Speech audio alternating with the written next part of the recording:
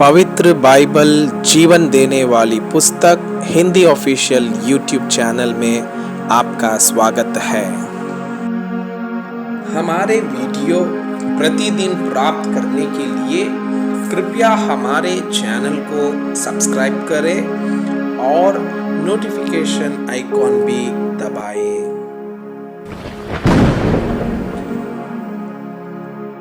आज का पवित्र बाइबल पाठ दूसरा राजाओं के पुस्तक अध्याय 9।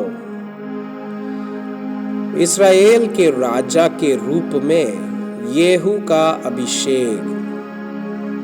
तब एलीशा भविष्यद्वक्ता ने भविष्यद्वक्ताओं के चेलों में से एक को बुलाकर उससे कहा, कमर बांध और हाथ में तेल की यह कुप्पी लेकर गिलाद के रामोत को जा और वहां पहुंचकर येहू को, जो यहोशापात का पुत्र और निम्शी का पोता है, ढूंढ लेना। तब भीतर जा उसको खड़ा कराकर उसके भाइयों से अलग एक भीतरी कोठरी में ले जाना। तब तेल की यह कुप्पी लेकर तेल को उसके सिर पर यह कहकर डालना, यहोवा यो कहता है कि मैं इज़राइल का राजा होने के लिए तेरा अभिषेक कर देता हूँ। तब द्वार खोलकर भागना, विलंब न करना। अतः वो जवान भविष्यद्वक्ता गिलाद के रामोत को गया। वहां पहुंचकर उसने क्या देखा कि सेनापति बैठे हुए हैं। तब उसने कहा, हे सेनापति, मुझे तुझसे कुछ करना है। येहू ने पूछा, हम सबों में किससे? उसने कहा, हे सेनापति, तुझी से। तब वो उठकर घर में गया और उसने यह कहकर उसके सिर पर तेल डाला, इस्राएल का परमेश्वर यहोवा यों कहता है, मैं अपनी प्रजा इज़राइल पर राजा होने के लिए तेरा अभिषेक कर देता हूँ। तू अपने स्वामी आहाब के घराने को मार डालना, जिससे मुझे अपने दास भविष्यद्वक्ताओं के वरन अपने सब दासों के खून का जो इजेबेल ने बहाया बदला मिले, क्योंकि आहाब का समस्त घराना नष्ट हो जाएगा और मैं आहाब के वंश के हर एक लड़के को और इज़राइल में के क्या बंदी क्या स्वाधीन हर एक का नाश कर डालूंगा। और मैं आहाब का घराना नबात के पुत्र योराबाम का सा और अहिया के पुत्र बाशा का सा कर दूंगा। और इजेबेल को इज़राइल की भूमि में कुत्ते खाएंगे और उसको मिट्टी देने वाला कोई ना होगा। तब वो द्वार खोलकर भाग गया। तब येहू अपने स्वामी के कर्मचारियों के पास निकल गया और एक ने उससे पूछा, क्या कुशल है? वो भवला क्यों तेरे पास आया था? उसने उससे कहा, तुमको मालूम होगा कि वो कौन है और उससे क्या बातचीत हुई। उन्होंने कहा, झूठ है, हमें बता दे। उसने कहा, उसने मुझसे कहा तो बहुत, परंतु मतलब यह है, यहोवा यों कहता है कि मैं इज़राइल का राजा होने के लिए तेरा अभिषेक कर देता हूँ। तब उन्होंने झट अपना वस्त्र उतारकर उसके नीचे सीढ़ी ही पर बिछाया और नरसिंगे फूंक कर कहने लगे, येहू राजा है। इज़राइल के राजा योराम का वध। येहू, जो निम्शी का पोता और यहोशापात का पुत्र था, उसने योराम से राजद्रोह की गोष्ठी की। योराम तो सारे इज़राइल समेत अराम के राजा हजाएल के कारण गिलाद के रामोत की रक्षा कर रहा था। परंतु राजा योराम आप अपने गांव का जो अराम के राजा हजाएल से युद्ध करने के समय उसको अरामियों से लगे थे, उनका इलाज करने के लिए इज़राइल को लौट गया था। तब येहू ने कहा, यदि तुम्हारा ऐसा मन हो तो इस नगर में से कोई निकलकर इज़राइल में सुनाने को ना जाने पाए। तब येहू रथ पर चढ़कर इज़राइल को चला जहां योराम पड़ा हुआ था, और यहूदा का राजा अहज्या योराम को देखने वहां आया था। इज़राइल के गुम्मट पर जो पहरुआ खड़ा था उसने येहू के संग आते हुए दल को देखकर कहा, मुझे एक दल दिखाई देता है। योराम ने कहा, एक सवार को बुलाकर उन लोगों से मिलने को भेज और वो उनसे पूछे क्या कुशल है।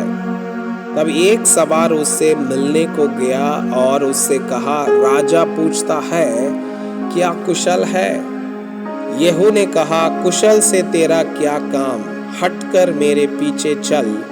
तब पहरुए ने कहा, वह दूत उनके पास पहुंचा तो था परंतु लौटकर नहीं आया। तब उसने दूसरा सवार भेजा और उसने उनके पास पहुंचकर कहा, राजा पूछता है क्या कुशल है। येहू ने कहा, कुशल से तेरा क्या काम, हटकर मेरे पीछे चल। तब पहरुए ने कहा, वो भी उनके पास पहुंचा तो था परंतु लौटकर नहीं आया। हाकना निमशी के पोते येहू का साथ है, वो तो पागलों के समान हाकता है। योराम ने कहा, मेरा रथ जुतवा। जब उसका रथ जुत गया तब इज़राइल का राजा योराम और यहूदा का राजा अहज्या दोनों अपने अपने रथ पर चढ़कर निकल गए और येहू से मिलने को बाहर जाकर इज़राइल नाबोत की भूमि में उससे भेंट की। येहू को देखते ही योराम ने पूछा, हे येहू क्या कुशल है। येहू ने उत्तर दिया, जब तक तेरी माता इजेबेल छिनालपन और ढोना करती रहे तब तक कुशल कहाँ।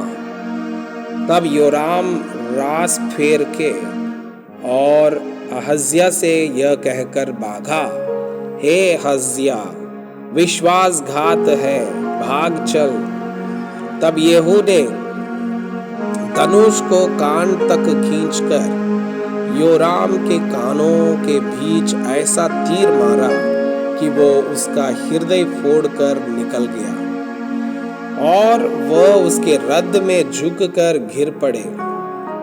तब येहू ने बिदकर नामक अपने एक सरदार से कहा, उसे उठाकर इज़राइली नाबोत की भूमि में फेंक दे।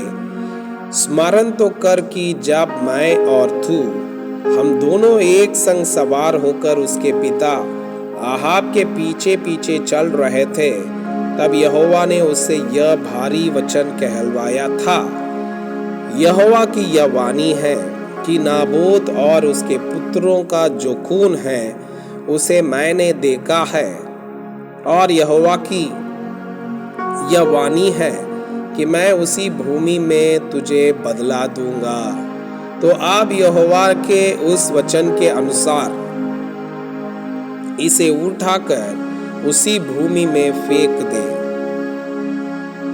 यहूदा के राजा अहज्या का वध। यह देखकर यहूदा का राजा अहज्या भारी के भवन के मार्ग से भाग चला और येहू ने उसका पीछा करके कहा, उसे भी रथ ही पर मारो। तो वो भी इबलास के पास की घूर की चढ़ाई पर मारा गया और मगिद्धो तक भागकर मर गया। तब उसके कर्मचारियों ने उसे रथ पर यरूशलेम को पहुंचाकर दाऊद नगर में उसके हुरकाओं के बीच मिट्टी दी। अहज्या तो आहाब के पुत्र योराम के 11वें वर्ष में यहूदा पर राज्य करने लगा था। रानी इजेबेल का वध।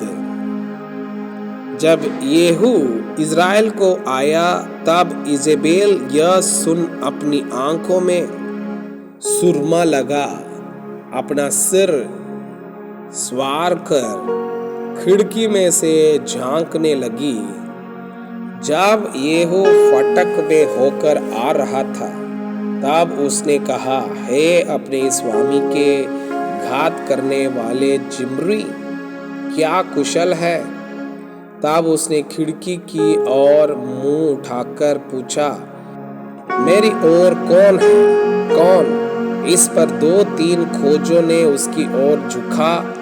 तब उसने कहा, उसे नीचे गिरा दो। अतः उन्होंने उसको नीचे गिरा दिया और उसके लहू के कुछ छींटे दीवार पर और कुछ घोड़ों पर पड़े और उन्होंने उसको पांव से लताड़ दिया। तब यह भीतर जाकर खाने पीने लगा और कहा, जाओ उस श्रापित स्त्री को देख लो और उसे मिट्टी दो, वहां तो राजा ही बेटी है। जब वे उसे मिट्टी देने गए तब उसकी खोपड़ी, पांवों और हथेलियां छोड़कर उसका और कुछ ना पाया। अतः उन्होंने लौटकर उससे कहा दिया।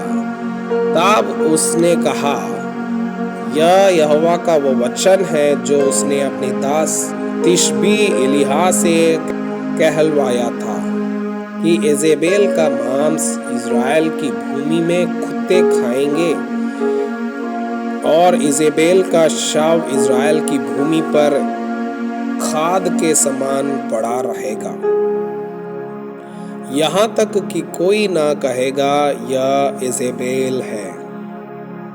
मैं आपसे यह अनुरोध करता हूँ कि कृपया आज का बाइबल पाठ को अध्ययन करें और जिन वचनों के द्वारा आप प्रभावित हुए उसे अपने कॉपी में लिखें और आज दिन भर इस वचनों को अपने जीवन में अभ्यास करें। परमेश्वर चाहता है कि आप उनके समान